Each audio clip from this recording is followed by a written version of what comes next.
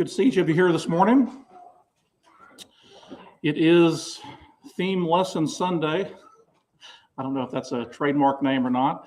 You know, it started off with our theme sermons of being the second Sunday night of the month, but this year especially, the topics are kind of big, so it's kind of meshed into more of a two-sermon type thing. So although Ryan Weldon did tell me this morning the answer to this question is pretty simple, so it could be a short lesson. Is there any evidence for creation? Yes. Okay. But we're going to talk about these things this morning. I hope it'll be a good study for us. As we've been talking throughout this year, there's really only a few choices for the existence of the universe. Either it's eternal, or it came from nothing through time, chance, and natural processes, or it was designed and created by a designer and creator. So we're going to look at some evidence this morning and tonight for a creation, for a creator. There's a lot of evidence, a lot of things to talk about. There's a lot of great websites as well. If you're interested in doing more research and study on that, there's one in particular, answersingenesis.org. Pretty good if you want to look at that sometime. We're going to start off this morning, though, talking about some Bible passages. And for many people, it seems like that's kind of something that maybe is shied away from, using the Bible as evidence for creation. But, can we do that? Well, of course we can. We've already talked in this series this year about the Bible being very reliable. It's a very reliable historical document. We should be able to use that as well, and it should be taken seriously. So we're going to start there this morning in what we're talking about and think about some examples from the Old Testament. Of course, the Bible starts off with that very foundational statement in Genesis chapter 1 and verse 1. In the beginning, God created the heavens and the earth. God created. There wasn't anything else. God created. It was out of nothing. He continued to create throughout the 6 days of creation and rested on the seventh. Isn't it interesting as you think about history that most cultures, whether they believed in God or not, measure time by a 7-day week? There's not really any natural explanation for that.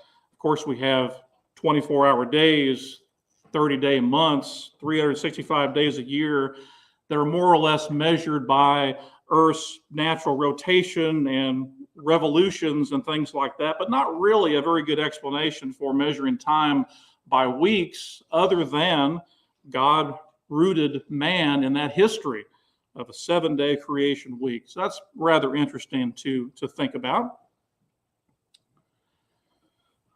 As far as some things in the Old Testament, there's a lot of writers that wrote about a creator, and there's a few verses there on the screen. Exodus chapter 20 and verse 11, of course, the giving of the Ten Commandments after it's stated to remember the Sabbath day and keep it holy. Moses records, "For in 6 days the Lord made the heavens, the earth, the sea, and everything in them, but on the seventh day he rested."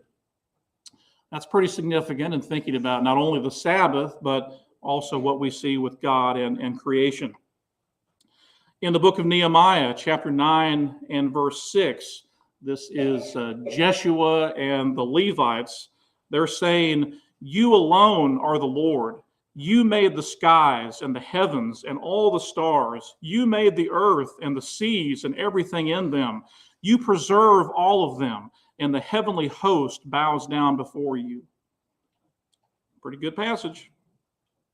David in Psalm 33 and verse 6, "The Lord merely spoke and the heavens were created. He breathed the word and all the stars were born."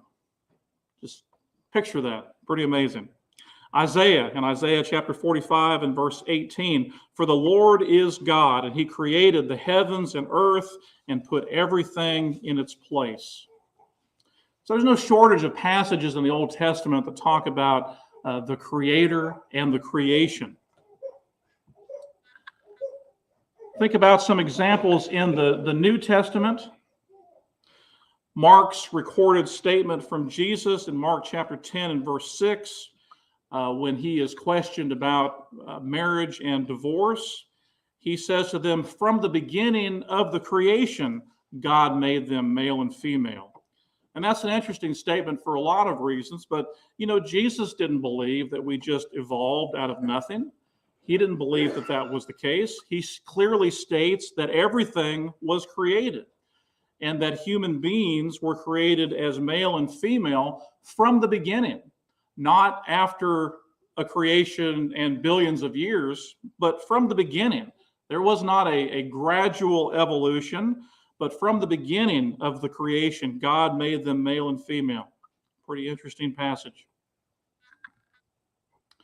Luke chapter 17 and verse 24, Paul makes the point at Mars Hill, God who made the world and everything in it.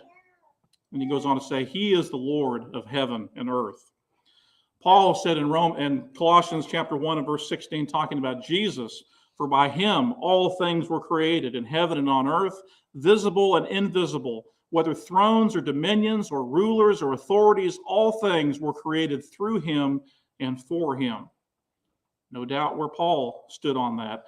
And then also the author of Hebrews chapter 11, verse 3, of course, the great chapter on faith, where he says, by faith we understand that the universe was created by the word of God, so that what is seen was not made out of things that are visible. A lot of passages of Scripture, Old Testament and New, that talk about our Creator, talk about the creation, sets everything in the right order and sequence, shows us who our place is, or where our place is, and who it is that is responsible for all of that. All right, let's move on here. In thinking about the earth that we live on and thinking about the delicate balance that we have for life on earth, there's a lot of research and discoveries that have taken place over the lifetime of most people here in this building. There's a lot of things that are known that wasn't known all that many years ago.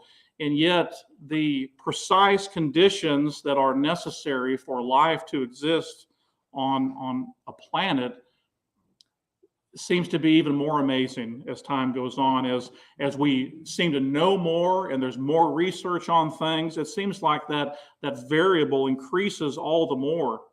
The odds with all of the components necessary for life being there to support that is virtually impossible for all of that to come together. And that's something to think about, and makes the point all the more when we think about just how delicate that is. If you're going to say it just all kind of happened, what a delicate balance that we have. And so there's several important things to think about along these lines. There's a lot more things that are just really scientific, but thinking about some things that are pretty relevant here, I want us to consider a few here. Think about the size of the earth. And whatever you think about the size of the earth, it is interesting to consider that it's more or less perfect to sustain life. If the earth was much larger than what it is, it would have more gravity. If you had more gravity, then you would have a lot more dangerous gases that would remain on the surface of the earth. It wouldn't dissipate into the atmosphere like it does currently. And so you would have a host of problems associated with that if it were larger. If the earth was smaller, you would have less gravity on the earth. Water vapor then would not hold close to the surface of the earth. What are you going to do without water? Life without water isn't going to be possible. So it's amazing to think about just that component, the size of the earth, how all that fits together with the things that we know, how it's more or less perfect in order to sustain life. Think about the atmosphere that we live in. We are surrounded by a uniquely suited atmosphere to sustain life. It protects us from the vacuum of space. It shields us from ultraviolet radiation. It prevents water from vaporizing and going up into space. It provides necessary oxygen. It regulates temperature, guards the impact of meteors and things like that taking place. Without an atmosphere, life really would not be very, very viable. Things would not go so well. We don't usually think much about that. We take it for granted, but that is the case. Think about the distance from the Earth to the sun. I find it interesting of what they call this. If you look it up, the Earth happens to be in orbit to the sun in what they call the Goldilocks zone. I thought that was kind of funny because, it's not too hot, not too cold. It's just right. I thought that was funny. But, that is the case, right? I mean, the distance from the Earth to the sun, if you're closer, you're going to burn up. It's going to be too hot. If you're farther away, you're going to freeze to death. The temperatures are just right to maintain water in a liquid form on our planet's surface, provide suitable temperature for all ranges of life. Pretty amazing, just to say that just kind of happened. But that's a pretty amazing thing. I find this one particularly amazing, but the density of water and ice. As a general rule, a substance moving from gas to liquid to solid becomes more dense. And yet that doesn't really apply to water. As water cools and becomes solid, ice, it becomes less dense. And we can appreciate that probably pretty frequently, because what happens when when water freezes? Well, it expands, right? And you notice that in your pipes in the wintertime or in an ice cube tray or something like that. But what you have as liquid becomes less dense and it expands. And so it takes up more space. Why that's important, of course, is the things that we already know. Because if it didn't work that way, just think about how terrible that would be. That water, then the lake would freeze from the bottom up, and it would just wipe out all life. Most of the aquatic species would not survive because the water then would be more dense and in a solid form and would go from the bottom on up to freeze. But of course, as you know, it doesn't work that way. And so that's a pretty amazing thing to think about. What about water is so special that makes it do the different things that it does? Of course, it has to do with hydrogen bonds and things like that. But it is just amazing that that's the way that works. Whereas if it was just like any other substance, it would be detrimental. But water has a lot of interesting properties like that, such as the ability to have a high heat capacity, moderate temperatures around the world, things like that. But I always thought that was kind of interesting, the density of water and how that's so different from everything else, and that normal rules don't apply to that. Pretty amazing. Earth's rotation and tilt helps to regulate temperatures, provides the right amount of energy to the entire planet. Again, if the rotation of the Earth were slower, there would be temperature swings would be too extreme between the night and the day. If it was faster, you would have a lot more devastating weather patterns and things like that. Ocean tides would be more catastrophic. And so there's that. There's the tilt of the Earth, just the right angle in order to have moderate seasons throughout the year that help to regulate the temperatures. Again, very amazing to think about all of that being just right. The moon that we have, the size of it, the orbit of it, go a long way to create that stabilization that we have to have life on Earth.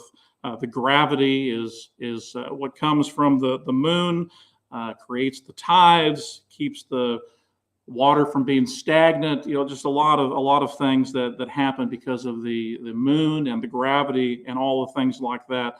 So that's just a handful of things on thinking about the delicate balance between the Earth and life, and how everything is just set perfectly in order to accommodate that. How is that possible? How is that possible that that one would just argue that that just happened? It just happened. All of those things coming together like that. Not just one of them. If there's just one of them, we wouldn't be having this conversation. But all of these things working together in order to accomplish those things. Let's talk a little bit about the Big Bang Theory. That is by far the prevailing scientific theory on the origin of the universe. Simply put, or I guess not really so simply, but the theory is that somewhere between 13 and 20 billion years ago, the universe began with a small, dense, hot kernel of cosmic energy that exploded, thus the Big Bang. And the temperatures from the explosion cooled, the universe then expanded, clouds of hydrogen and helium slowly formed from these clouds of gases. There came stars and heavier elements that came about 10 billion years ago. And eventually stars clustered together, formed galaxies. You have supernovas and explosions and aging stars, and all of those things combine to eventually form new stars such as our sun, and other fragments combine to form planets, including Earth, somewhere between 4 and 5 billion years ago. Or at least that's the best explanation that most people seem to have. So many people view that just as fact because, as I said, they kind of view that as the best explanation. And so when you think about all of these things coming together and that kind of an explanation, it should make anyone think about it. Is there anything more than that? Is that all that we have to think about? There's certainly some questions that we should have about that. You know, where did this kernel of cosmic energy come from? It's not really any explanation for that other than it happened. You know, what caused this to explode in the first place? What was it about that made it explode, let alone where it all came from? Why is everything, or why isn't the universe more uniform in its distribution of matter? Why isn't everything spread out, evenly? There's clusters of galaxies and ribbons of galaxies and big voids of space. Why is everything set up that way? If there was an explosion, it seems like it would all be more uniform. Why is the universe considered to be flat? When things explode, or at least when I think of an explosion, everything just kind of goes out and expands from all directions. And yet with this, it's like it's one direction, and it's considered to be relatively flat. If it was all a big bang, it should be all from a central spot and all around us, more spherical. But that's not the case. If everything started from an explosion, why then do most objects in space have a circular motion? And that's interesting to think about when you think about rotation and planets and moons and everything spinning around. Why do some objects move in different directions than other things? And I didn't know this before really studying for this lesson, but why do the planets Uranus and Venus rotate in the opposite direction of the other planets? I didn't really know that. That's kind of amazing to kind of dive deep on a little bit. Think about the rotation of the planets there. They go the same direction as other planets, but their rotation is the opposite direction. So that's interesting to think about. Depending on what you read from, there's supposed to be around 290 moons in our solar system. If they're all the result of this Big Bang, then all of them should revolve around the planets in the same direction. But that's not the case either. Some revolve around planets in the opposite motion or perpendicular to the planet itself. It seems like if it all came from an explosion, it would go the same direction. Of course, that's often explained by, well, there must have been collisions that took place, planets knocking other planets and moons that would somehow cause their rotation to be different. So there's a lot of problems there in thinking about the Big Bang, and yet so many people take that as just fact and not any sort of theory. The theory about the birth of a star is interesting. And, there's a lot of things out there to read, of course, but, you don't just look up and see a new star or see the birth of that. There's a lot of progresses in research and telescopes and things like that. But, a lot of times scientists, they look and they say, oh, well, that's a new star. But there's a lot of talk that would believe you to think that, or make you believe that, we can witness those things or see those things. But those are matters that are take a lot of time and all of that, even if all of that is true, what they tell us about stars dying and recycling and that's the birth of new ones that come from all of that. And so there's just a lot of things like that are difficult and kind of weird to read through. But when we think about what creation says, what the Bible talks about, really we're left with, what are we going to believe? What are we going to have faith in? Who is it that we're going to listen to? What makes more sense? And that's really what it does come down to. What sounds more plausible and is a better explanation?